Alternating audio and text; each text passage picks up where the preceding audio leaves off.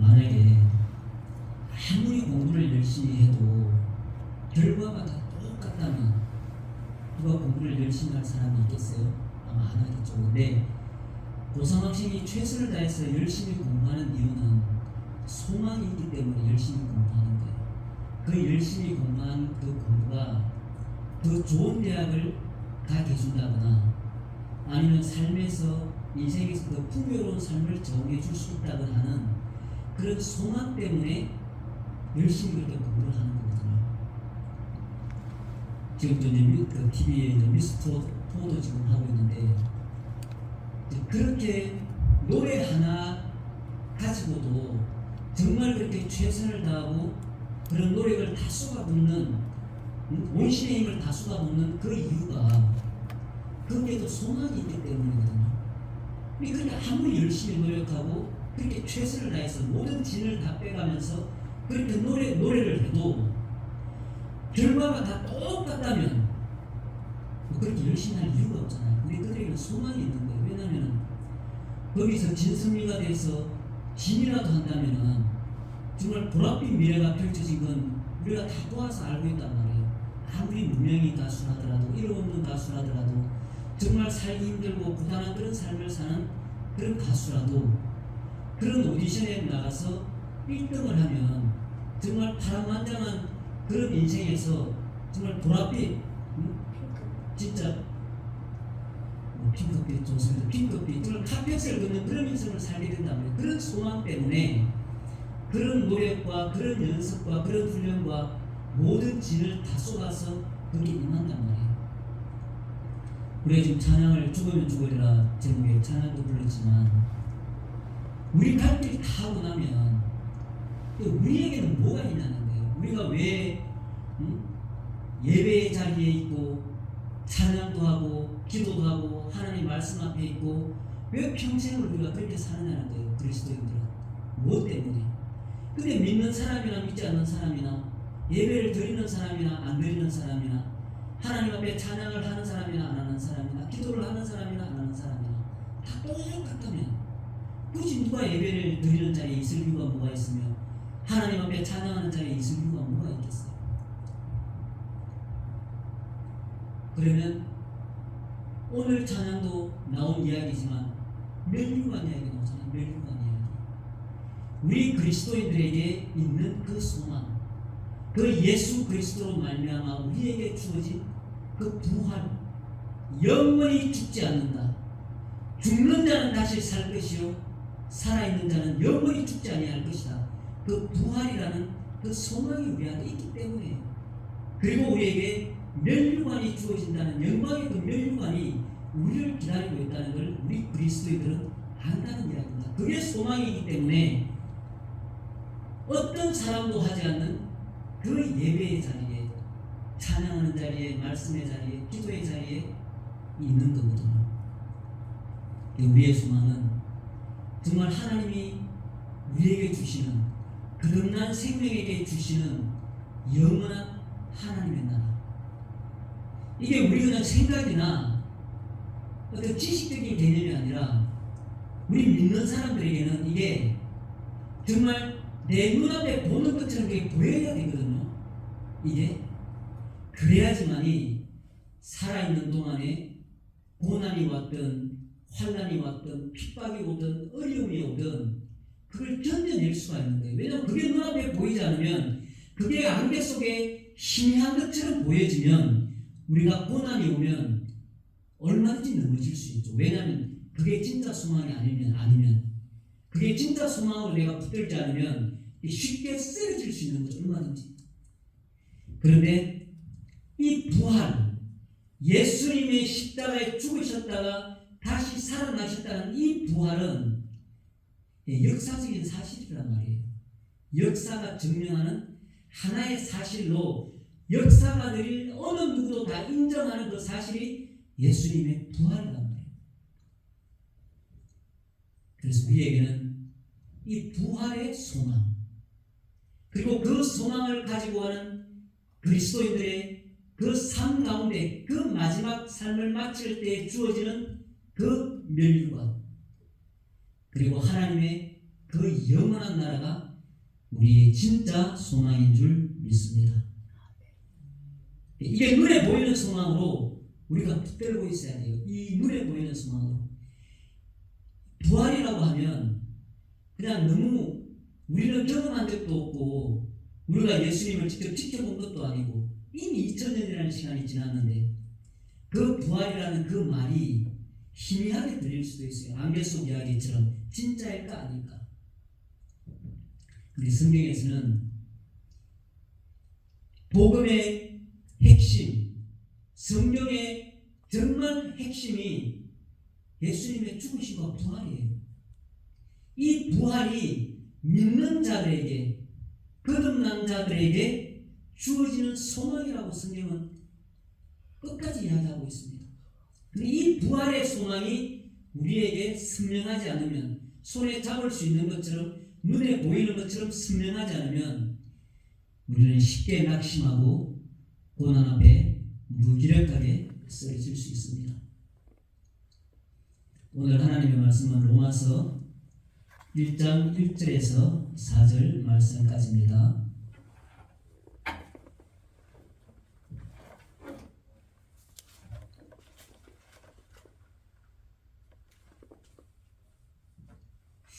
로마서 1장 1절에서 4절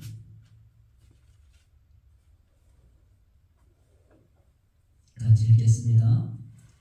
예수 그리스도의 종 바울은 사도로 부르심을 받아 하나님의 복음을 위하여 택정함을 입었으니 이 복음은 하나님의 선지자들을 통하여 그의 아들에 관하여 성경에 미리 약속하신 것이라.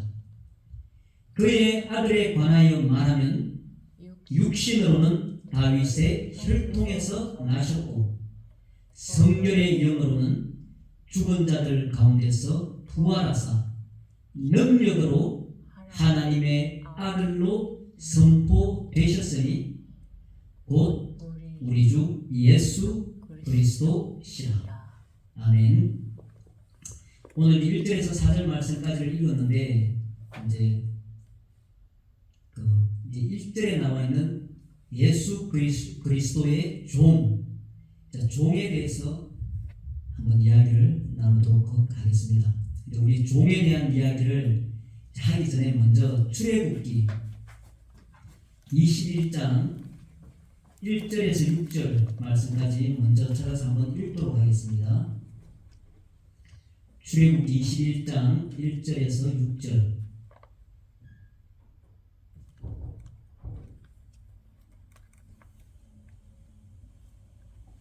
같이 읽도록 하겠습니다. 내가 백성 앞에 세울 법규는 이러하니라.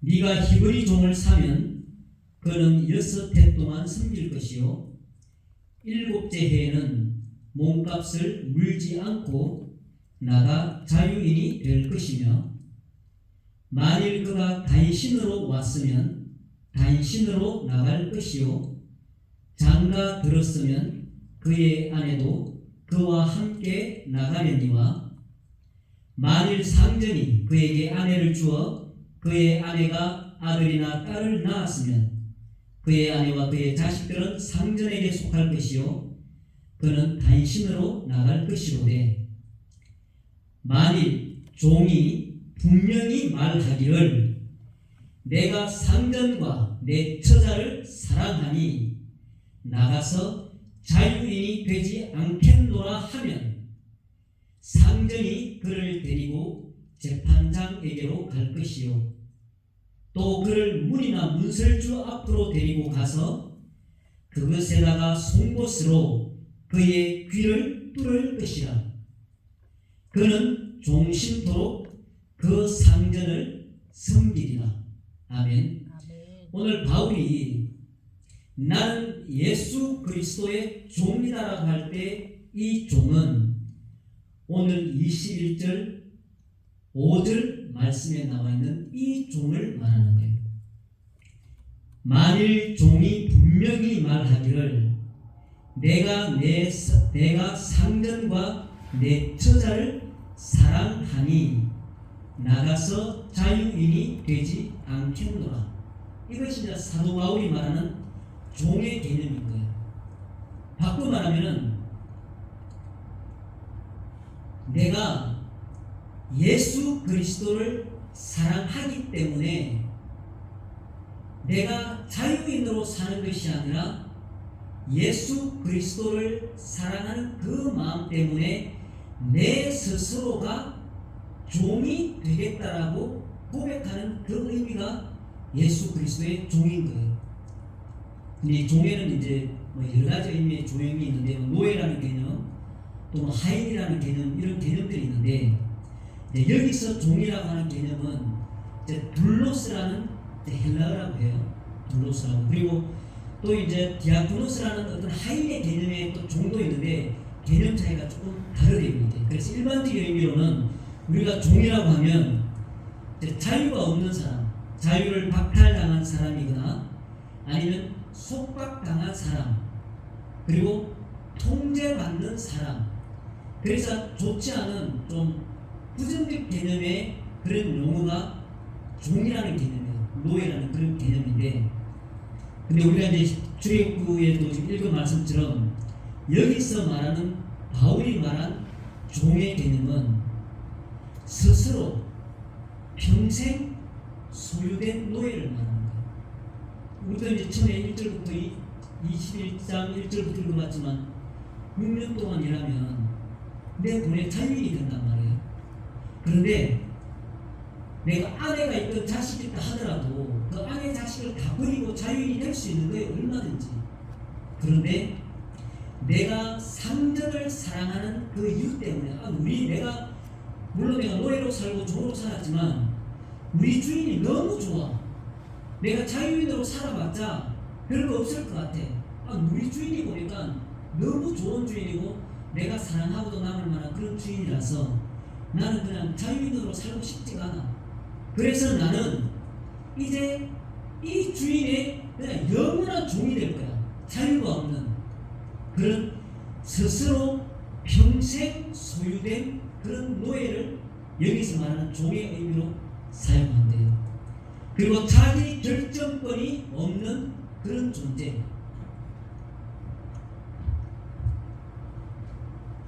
보통 자기 결정권이 없다고 하는 건 자기 인생이 없는 거거든요. 그냥 시키는 대로만 해야 되고 주인이 원하는 대로만 할 수밖에 없어요. 그런데 오늘 바울이 말한 이 종은 스스로 평생 노예되기로 결정한 종이란 말이에요. 그리고 자기 결정권이 없는 그런 존재로서의 종이란 말이에요. 주인이 원하는 대로만. 그렇게 나는 이제 평생 동안을 예수 그리스도를 위해서만, 예수 그리스도가 원하는 대로만, 예수 그리스도가 명령하는 대로만 나는 그렇게 사는 사람이 되겠습니다. 내 자유를 주장하지 않고 나는 오직 예수님이 원하는, 예수님이 결정하는 대로만 살겠습니다라고 하는 그 의미의 종이라는 거예요. 하나님은 우리에게 여전히 종이라고 표현을 안 하시거든요. 아들이라고 표현하고 딸이라고 표현하고 자녀로 표현한단 말이에요. 양자의 영을 받았기 때문에 입양된 자녀란 말이에요. 입양된 아들, 딸인데, 근데 바울은 스스로가 그렇게 자기 자신을 규정을 하는 거예요. 그래서 우리가 보통 모든 인간은 내가 누구인가, 자기가 누구인가를 인식하는 대로 행동하게 되어 있다는 거예요. 내가 누구인가를, 내 스스로가 나는 누구인가를 인식하는 대로 행동한다는 거예요. 그래서 자기 자신을 누구로 인식하는가에 따라 평생 살아가는 그 삶의 방향이 결정되고 그 살아가는 방향에 있어서 엄청난 결정하고 영향을 미친다는 거예요. 그래서 바울은 자기 인식이 바로 1장 1절에서 말하는 나는 예수 그리스도의 종이다. 그게 바울의 자기 인식이었다는 거예요. 우리가 이제 바울은 이제 성경 말씀에서 보면은 여러 가지로 자기를 이야기하거든요. 죄인의 개수, 나는 바리새인이었고 또 율법을 완벽하게 지킨 사람이고 그런 자기에 대해서 이야기를 해요. 근데 그거를 어떤 자기의 어떤 정체성, 자기가 죽는 날까지 미래를 향해서 가는 그 방향에 있어서의 그 자기 인식은 아니었던 거예요. 그래서 바울은 내가 죄인 중에 괴수인 바울, 그렇게 1장 1절에 표현을 하잖아요. 그리고 나는 바리새인이었던 바울이라고 표현하지도 않고, 그리고 율법을 완벽하게 지켰던 나 바울이라고도 표현하잖아요. 그거를 바울은 자기 정체성으로 이야기하지 않는 거예요. 그러면서 바울의 표현은 나는 예수 그리스도의 종이다, 이렇게 표현을 하고 있습니다. 근데 바울은 왜 이 말씀에서 그 종이라는 단어를 선택을 했을까? 많은 말들이 있을 텐데 그 종이라는 단어를 선택한 이유가 있을 거란 말이에요. 근데 로마 시대에서는 철저한 이게 계급 사회였기 때문에 그 중에서 노예라고 하는 이 종이라고 하는 그 계층, 최하위 계층입니다. 가장 밑바닥에 있는 그런 최하위층에 있는 그 계급이 노예라는 계급이에요. 그런데 바울은 이 로마서를 쓰면서 자기 자신을 종이라고 표현을 했단 말이에요. 근데 이렇게 종이라고 표현하는 것이 자기를 비하하는 의미가 절대 아니었다는 거예요. 자기를 너무 낮춰서 자기를 비하한 기준으로 자기를 종이라고 표현하지 않았다는 거예요. 근데 우리 구약에서를 보면은 하나님의 종, 어떤 모세나 다윗이나 구약에서 어떤 선지자들은 다 하나님의 종이라고 불렸단 말이에요, 실제로. 근데 구약에서의 하나님의 종은 영광스러운 그런 영예로운 그런 호칭이었어요. 그 종이라는 개념 자체가. 그래서 이 바울이 굳이 예수 그리스도의 종이라고 표현한 이유는 이 로마 때에는 로마 황제가 있었단 말이에요. 그리고 이 바울 시대는 가이사가 있었단 말이에요. 근데 이 로마 황제가 전부 다 신이고, 이런 로마 황제가 모든 세상의 주인이었단 말이에요. 모든 나라의 왕이었고 황제로서, 그리고 살아있는 신이었단 말이에요. 죽었어도 신이지만 살아있는 때에도 신이었단 말이에요. 그래서 이 로마 황제를 부를 때 전부 다 주인이라고 불렀어요. 주인으로. 그러면 모든 백성들은 다 종이 되는 거예요. 그 의미 자체가. 그래서 이 바울이 굳이 예수 그리스도의 종이라는 이 단어를 쓴 이유가 나는 로마 황제 가이사의 종이 아니다라는 것을 역설적으로 표현한 거예요.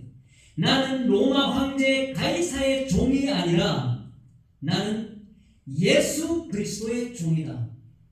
이 시대에는 이런 표현들이 오늘날 우리가 그냥 뭐 목사는 하나님의 종이냐 아니냐, 뭐 하나님의 종이다, 누구는 하나님의 종이다, 가볍게 쓰는 그런 개념의 종류가 아니었다는 거예요. 이 주님이 아니다라고 하는 이 종이 아닌 것을 거부하는 것은 당신은 나의 주인이 아니라는 걸 거부하는 거예요. 당신은 나의 주인이 아니라고 고백하는 것과 같은 말이기 때문에 보통 심각한 발언이 아니라는 거예요, 이 시대에는. 그래서 이 예수 그리스도의 종이라는 이 표현은 로마 황제 가이사는 나의 주인이 아니다라고 외치는 거랑 똑같다는 이야기예요. 나는 로마 황제 가이사의 종이 아니라 그 십자가에서 연약하게 힘없이 죽고 부활한 예수 그리스도가 나의 주님이다, 나의 주인이다라고 고백하는 것이기 때문에 엄청난 위험한 발언이고, 이 유대 사회에서는 상상 못할 그런 표현인 거예요. 그러면서 바울은 외치는 거예요. 나는 진짜 왕, 만왕의 왕 예수 그리스도의 종이다. 그렇게 외치는 거예요.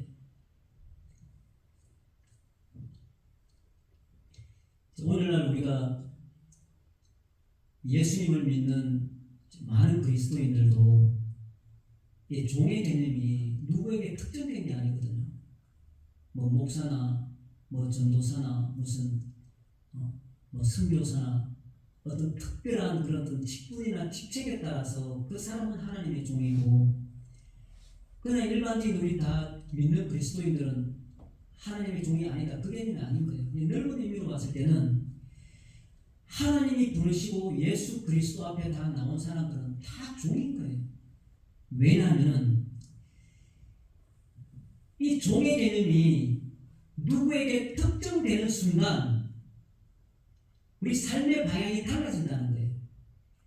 어느 누구든 직분과 상관없이 모두 다 예수님을 주인으로 고백할 수 있어야 된다는 게 성경이 말하고자 하는 이야기거든요. 진짜 예수님이 모든 사람의 왕이어야 되는데 누구 특정인에게만 왕이 되는 건 아니라는 겁니다.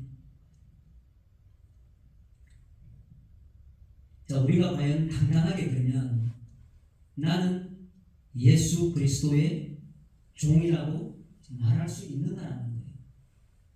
누구나 다 우리가 예수님을 믿는다고 말하면 나는 예수 그리스도의 종입니다라고 하나님 앞에 당당하게 말할 수 있냐는 거예요. 근데 우리가 이제 확인할 수 있는 것은 스스로 종이 되어야만 예수님이 주인이 될 수가 있다는 거예요. 바울이 나는 예수 그리스도의 종이라고 고백하는 그 순간 예수님은 나의 주님이 되는 거예요. 나의 주인이 되고 나의 왕이 되는 거예요. 그 고백 속에. 근데 절대 내가 종이면서 또 내가 주인이 될 수는 없어요. 한 가지를 선택해야지 동시에 내가 두 가지가 될 수 없는 거예요. 내가 왕이면서 내가 종일 수는 없는 거예요. 내가 주인이면서 내가 종이 될 수는 없는 겁니다. 내가 주인이 되어서 예수님을 종으로 부리든지 내가 종이 되어서 예수님을 주인으로 모시든지 둘 중에 하나밖에 없습니다. 우리 그 로마 시대의 황제는 이제 워낙 큰 나라를 통치하고 있기 때문에 그런 다스리는 그런 나라들이 있으면 거기에도 이제 왕들이 있단 말이에요. 그러면 이 황제가 이제 어떤 사절단처럼 그런 이제 심부름을 어딘가 이제 뭔가 특사처럼 특명을 받아서 보낼 때는 그 황제가 자기가 가장 신뢰하는 그런 노예, 자기 종을 보내는 경우들이 종종 있었다고 그래요. 그러면 그 특명을 받고 가는 그 노예는 자기 신분이 노예잖아요. 그 노예 신분으로 아무리 신분을 하지만 그 다른 나라의 왕 앞에 당당하게 서 있기가 쉽지가 않거든요. 그런데 황제가 보낸 이 노예는 다른 나라의 비록 왕일지라 하더라도 그 왕 앞에 당당하게 딱 섭니다. 왜냐하면 자기를 보낸 자기의 주인이 온 세계를 통치하는 왕 중의 왕, 황제거든요. 그러니까 자기 등주에는 자기를 보낸 그 황제가 있기 때문에 다른 나라의 어떤 왕이라 하더라도 당당하게 그 앞에 서서 황제의 말을 전하는 거예요. 그게 종이라 할지라도. 그래서 바울이 나는 예수 그리스도의 종이라고 말할 때 바울도 그것을 정확하게 알고 있었다는 거예요. 로마라는 나라가 뭐 지금으로 말하면 미국은 다른 나라를 지배하지는 않지만 근데 영향력적인 면에서는 거의 세계적이잖아요. 근데 그 영향력을 우리는 미국이 끼치는 그 영향력은 어떻게 보면 약간 선한 영향력이기 때문에 거기에 대한 큰 어떤 그런 걸 느끼지 못하지만 만약에 미국이 힘을 이용해서 누구 어떤 나라들을 진짜 핍박을 한다거나 무력으로 다스린다거나 총칼로 다스리는 그런 미국이라면 느낌이 완전히 다를 거예요. 로마 시대는 그런 시대였단 말이에요. 힘과 능력으로 권력으로 무력으로 그냥 다스리던 나라였단 말이에요.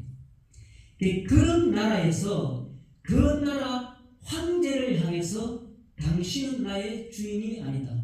나의 주인은 오직 하나, 나의 왕은 오직 하나, 예수 그리스도밖에 없다라고 그 선포하는 그거는 말이 안 된다는 이야기예요. 그러면 이 로마 시대의 이 로마 황제가 다른 나라의 명령을 특명을 위해서 그 노예를 보냈을 때 그 노예가 그 왕 앞에서 당당하게 이야기하는 것처럼 바울도 똑같았다는 거예요. 자기 뒤에, 내 뒤에 누가 있다는 걸 안다는 거예요. 온 우주 만물의 창조자, 전능하신 하나님, 만왕의 왕, 그분이 바울도 내 뒤에 백이라는 걸 명확히 알았기 때문에 그 로마를 향해서 그렇게 당당하게 바울은 이야기할 수 있었다는 겁니다. 이제 우리가 살아가면서 이제 어떤 상황이나 어떤 환경이나 그리고 어떤 사람들을 만날 수 있잖아요. 뭐 우리가 권력자를 만날 수도 있고, 정말 우리는 꿈도 꿀 수 없는 그런 부자를 만날 수도 있고, 그리고 우리가 경험하고 싶지 않은 그런 환경을 경험하게 될 수도 있어요. 하지만 오늘 바울이 말하는 것처럼 예수 그리스도의 종, 하나님이 보내신 예수 그리스도의 종, 우리도 똑같이 오늘날에도 정말 우리도 하나님께서 부르시고 구별하셔서 이 땅의 영혼들을 위하여 예수님이 우리를 보내신 정말 그분이 우리의 주인이고 진짜 그분이 만왕의 왕이고 모든 우주 만물을 다스리는 왕 중의 왕인 것이 확실하게 믿어진다면, 그분이 우리의 백이라는 것이 정말 믿어진다면 우리는 이제 어떻게 해야 되겠습니까? 어떤 환경을 만나든 어떤 사람을 만나든 우리 뒤에는 그 하나님이 계신 것을 우리는 반드시 믿어야 되겠습니다. 살아가는 동안에 힘든 일을 경험하고 어려운 일들을 경험하고 우리 마음 안에서도 온갖 일들이 벌어지잖아요. 세상의 유혹과 세상의 미혹과 온갖 어떤 마음의 싸움, 전쟁터가 그냥 우크라이나 러시아 전쟁터가 아니라 사실 우리 마음 안에가 전쟁터란 말이에요. 우리가 죽는 날까지 끊임없이 우리 안에서는 전쟁이 일어나고 있단 말이에요. 근데 그 전쟁터에서 어떻게 싸워서 이길 것인가? 그리고 세상에서도 마찬가지로 우리 안에서는 그 전쟁터지만 우리 바깥에서는 또 눈에 보이지 않는 끊임없는 영적 전쟁터잖아요. 거기서 우리가 오늘 바울이 고백한 나는 예수 그리스도의 종이다, 그렇게 고백하고 그 자기 정체성을 가지고 그 하나님 나라를 향해서 끝까지 달려갔던 것처럼 우리도 우리 스스로 이제 하나님 앞에서 나는 예수 그리스도의 종입니다를 고백하고 그 종된 삶 스스로 예수님의 소유되고 예수님의 그런 노예로, 그런 종으로 살 것을 우리가 고백하고 그런 인생을 살아가는 그런 아름다운 인생, 그래서 그 마지막에 하나님이 주시는 멸류관 그리고 영원한 하나님의 그 나라, 그 생명을 소유할 수 있기를 예수님의 이름으로 축복합니다.